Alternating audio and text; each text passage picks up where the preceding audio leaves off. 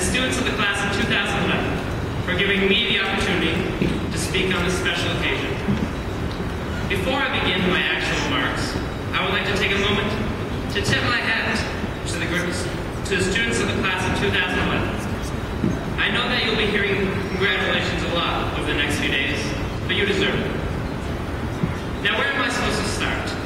With a class that has really gone the extra mile and accomplished events that no other class has even thought of doing. Achievements like having several students qualify as national merit finalists, or Mike McCann earning 1,000 points in his high school basketball career. I've never seen so much school spirit as when the football team brought home a victory on our senior homecoming. I can't remember a Friday night when the fall musical didn't have a full house for some of their hilarious productions. Or when we became the champions of the winter carnival events, defeating all of our competition and winning first place in snowboards every year. We also pulled off some amazing dances, including building a ship for prom. And let's not forget Dustin Orchard or Kaylee Constable for receiving gold medals in the Skills USA competition. We would not have been able to accomplish everything we have without the diversity of our class. It's because we have so many unique individuals who work well together that we have garnered such success. And now our diverse interests and talents will lead us all down our own paths. For me, this means college. I am beginning culinary school at Johnson & Wales in the fall. I enjoy cooking. It's something I've been doing for a long time now. I've learned that cooking takes time. It's a process of building layers upon layers. Just as when you marinate a chicken in oils and spices, it develops more flavor and is more pleasing to the senses. Without time, the flavors and uniqueness of a dish cannot develop. Our high school education can be compared to the art of cooking. The verb cook is defined as prepare, make, put together, fix, or rustle up. As you might notice, this definition could also apply to the process of change throughout our high school education. High school is the recipe that provides us with the steps necessary to cook our way into the future. Before we can start cooking, though, we need to get ourselves ready. We need to prepare. In order to do this, we need to get all of our ingredients together and make sure we have the proper tools and cooking utensils to create our recipe. We have been prepping for graduation and our future after high school. This preparation began long before we reached high school. Yet, these are the years that matter the most. Now, some days we may ask ourselves, when am I ever going to use this? Or what does a mole in chemistry class have to do with anything? Well, just like a recipe, every step is important as the next, even if it seems completely unrelated to the final result. In this case, graduation, our finished product, our delicacy. Now, some of you may be wondering why I'm still talking about cooking and not about how special the senior class is. Well, first, let me describe to you how Winslow High School fits this recipe. Let's start with our teachers.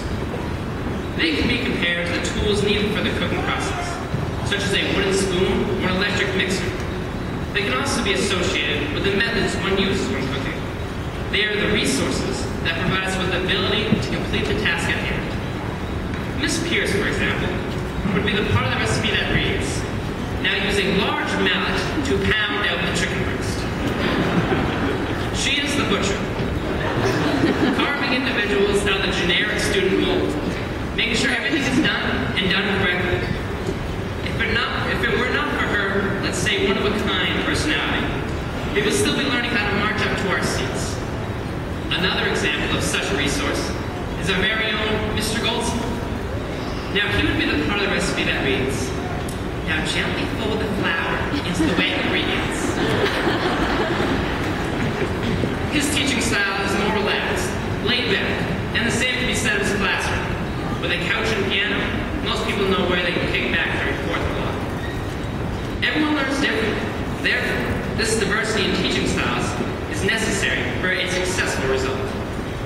Just as teaching a class requires more than one method, recipes involve more than one technique or tool. Mr. Whitman, he can be compared to a refrigerator because, frankly, the guy's an icebox enforcer and his classroom's cooler than the Arctic. You can't step foot in the room without one, being badged about the MLB, or two, frostbitten by the cold.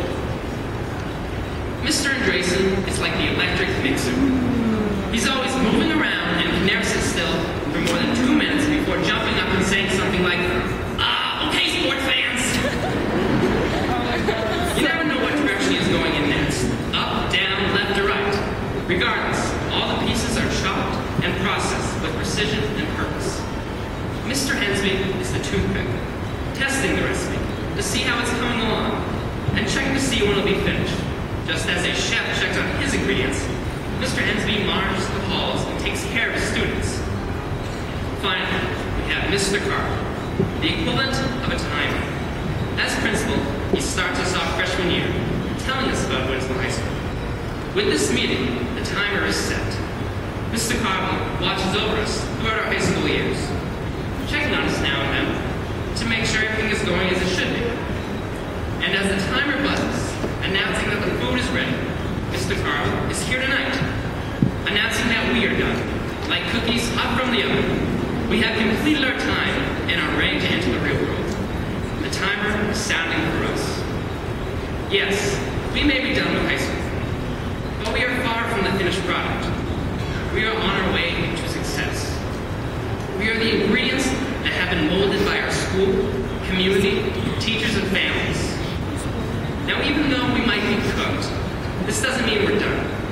We're on to the next step, our future, and our lives after high school. This recipe that we have created is now ready to be plated, to be dished out and garnished, just like everyone here tonight is getting ready to start a new journey, complete with their own garnish. There is no right way to do something, and there are no wrong answers in the real world, but I figured I could give you some tips to help you on your way. Take your time. Don't rush. Just like frosting a cake, patience is key.